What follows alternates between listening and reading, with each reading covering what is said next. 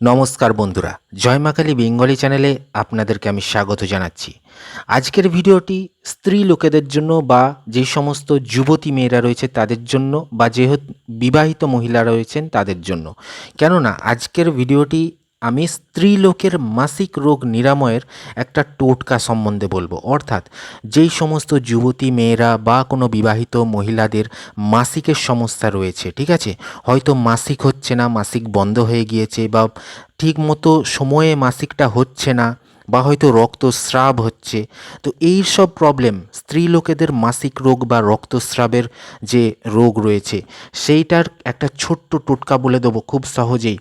আপনারা অবশ্যই কিন্তু ভিডিওটা দেখবেন। তো আজকের ভিডিওটি শুধুমাত্র মেয়েদের জন্য, নারীদের জন্য, মহিলাদের জন্য, যারা আমার স্ত্রী লোকেরা রয়েছেন তাদের জন্য, যারা মহিলা দর্শকরা রয়েছেন তাদের জন্য আজকের এই ভিডিওটা। তার জন্য ভালো করে কিন্তু ভিডিওটি প্রথম থেকে শেষ পর্যন্ত দেখবেন।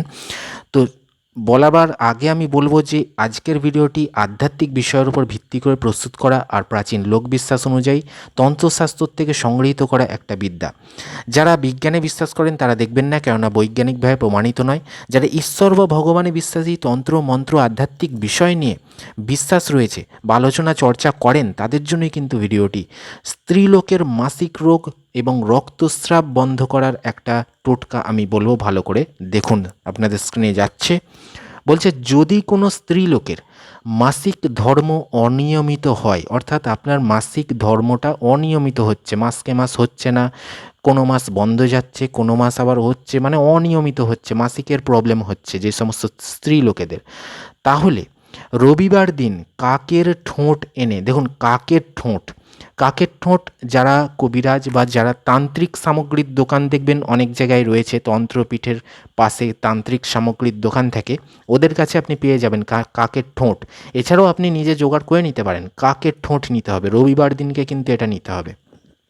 তো কাকের ঠোঁট এনে তাতে ধূপ দিয়ে, অর্থাৎ একটা আগরবাতি মানে ধূপকাঠি একটা জ্বালবেন, জেলে ঠিক কাকের ঠোঁটের মাঝখানে আপনি গেড়ে দেবেন, দিয়ে কি বলছে যোনিতে রাখলে বন্ধ মাসিক খুলে যায়। আপনার যে যোনিদ্বার আছে সেই যোনিদ্বারে ওই কাকের ঠোঁটেতে ধূপকাঠিটা গেড়ে ওই কাকের ঠোঁটটা আপনার যোনিদ্বারেতে আপনি একটু ঢুকিয়ে রেখে দেবেন, দিলেই দেখবেন আপনার যে বন্ধ মাসিক সেটা কিন্তু খুলে যাবে, ঠিক আছে।